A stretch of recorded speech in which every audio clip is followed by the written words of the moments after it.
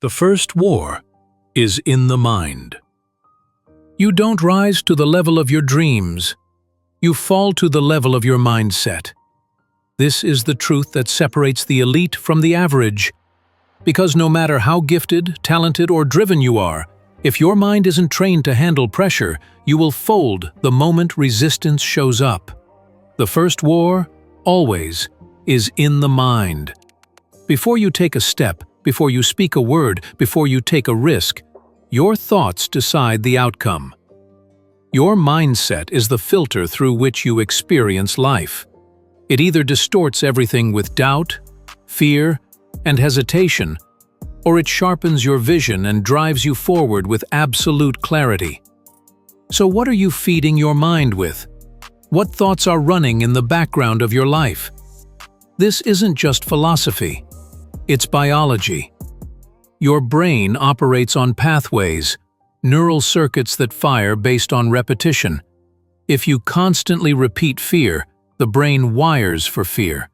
If you constantly repeat courage, the brain wires for action. That means you can literally sculpt your mind into a weapon of clarity and resilience.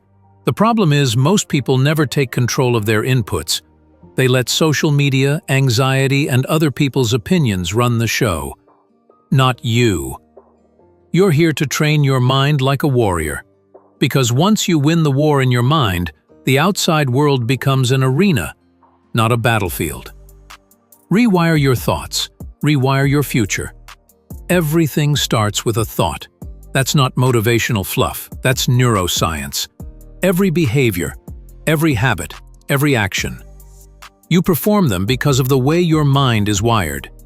The key to changing your life is to interrupt the thought loop and consciously install a new one.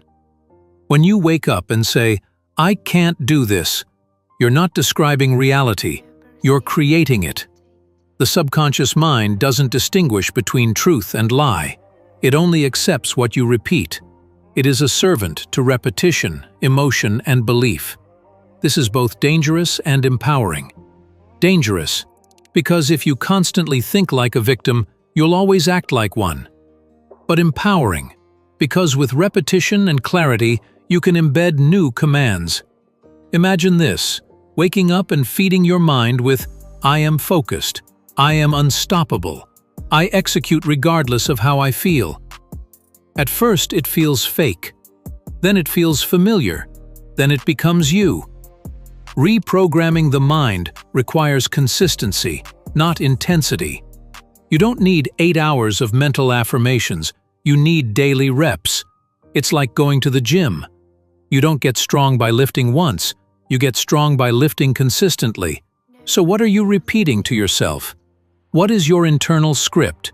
Edit it, rewrite it, and rewire your reality. You are not your emotions. Emotions are data, not identity. You feel fear, but you are not fear. You feel doubt, but you are not doubt. You feel tired, but you are not weak. The problem is, most people confuse temporary emotions with permanent identity. They feel anxious, so they call themselves anxious people. They feel lazy, so they label themselves undisciplined. This is the trap. Your emotions are signals. That's it. They tell you what's happening, but they don't get to decide what you do. High performers learn to observe their emotions like a scientist, not react to them like a child. When anxiety hits, pause. Breathe. Zoom out. Ask, is this emotion giving me clarity or clouding my thinking? The power lies in the gap between stimulus and response. That gap is where growth lives. That gap is where your future is decided. You train the mind not to eliminate emotions, but to lead them. You're not trying to feel perfect. You're trying to act with power, no matter what you feel. That's emotional leadership. That's mental dominance. Discipline is the real self-love. Forget the bubble baths and spa days. Real self-love is doing the hard things that protect your future. Discipline is self-love in action. It's waking up early when you want to sleep in. It's saying no to distractions when everyone else is wasting time. It's putting in the reps when no one is watching. Discipline is the decision to keep your promises to yourself. When you tell yourself, "I'm going to start tomorrow," and you don't, your subconscious records that. It starts to believe you're not serious. But when you say, "I will do this today," and follow through, your identity changes. Every act of discipline is a vote for the future you. And here's the twist. The more you train your mind to follow through, the more effortless it becomes. What once took force now feels like flow, because the mind adapts to repetition, and discipline becomes your default. That's real confidence. That's real freedom. The bounce-back rate principle. Success doesn't come from perfection. It comes from how fast you get back on track. Your bounce-back rate is the most underrated metric of your life. Everyone slips. Everyone gets distracted. Everyone breaks a promise. The difference between winners and wishers is that winners don't dwell in the failure. They correct, they realign, they rebound. You skip the workout? No guilt. Just double down tomorrow. You scrolled too long? Cool. Delete the app for the rest of the day. You broke your streak? Begin again. Right now. You train your mind to respond, not spiral. The faster you bounce back, the less power you give to failure. And that's how you build unstoppable momentum. How to build a warrior identity in silence. Identity shapes everything. Not what you say you want, but who you believe you are. A warrior identity doesn't need applause. It doesn't need external validation. It's built in the dark, built through repetition, built through doing what others avoid. You don't become a warrior by posting motivational quotes. You become a warrior by showing up when no one's watching, by being consistent in silence. You walk like the man you want to become. You train like the man you admire. You talk to yourself like a leader. Over time, your mind starts to believe, "This is who I am." And once your identity locks in, your behavior aligns automatically. Environment equals destiny. Reprogram by proximity. Your environment isn't neutral. It's shaping your future in real time. The people you follow, the voices you listen to, the spaces you spend time in, they're programming your mind every single day. Want to change your life? Change your inputs. Cut off low-energy noise. Mute the chaos. Delete the drama. Surround yourself, physically and digitally, with energy that matches your goals. Podcasts, books, mentors, playlists, clean spaces. It all adds up. You're reprogramming your mind every day, whether you realize it or not. Do it with intention, or it will happen by default. Stillness is the weapon. In a loud world, calmness is currency.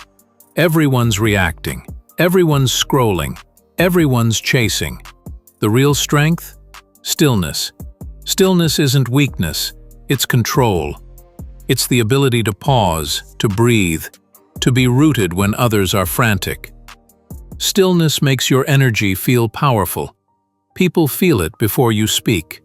Train your mind to default to calm, to observe first, to respond slowly. This is how you lead without saying a word. Mind-body link. Train both or fail both. Your brain chemistry responds to your body. If your diet is trash, your focus will be too. If you never sweat, your stress piles up. If your posture collapses, so does your confidence. You don't train just for looks, you train for mental clarity. Discipline in the gym creates discipline in the mind. Clean eating clears the fog. Lifting makes you feel strong, inside and out. Fitness is meditation with movement. It's subconscious self-respect. Train both, or fail both. The 30-day mental blueprint. Let's make this practical. For the next 30 days. 1. Wake up before 7 a.m. 2. Move your body before checking your phone. 3. Repeat 3 core affirmations daily. I execute regardless of how I feel. I lead my mind with intention. I'm building in silence. 4. Journal every night. 1 win, 1 challenge, 1 next step. 5. Avoid the first and last 30 minutes of phone scrolling. 6. Consume 1 piece of high-level content daily, book, podcast, training. 7. Reflect weekly. Where did I slip? Where did I show up? You don't need to be perfect. You just need to stay in the game. 30 days from now, you won't recognize the person staring back in the mirror. Let's get it.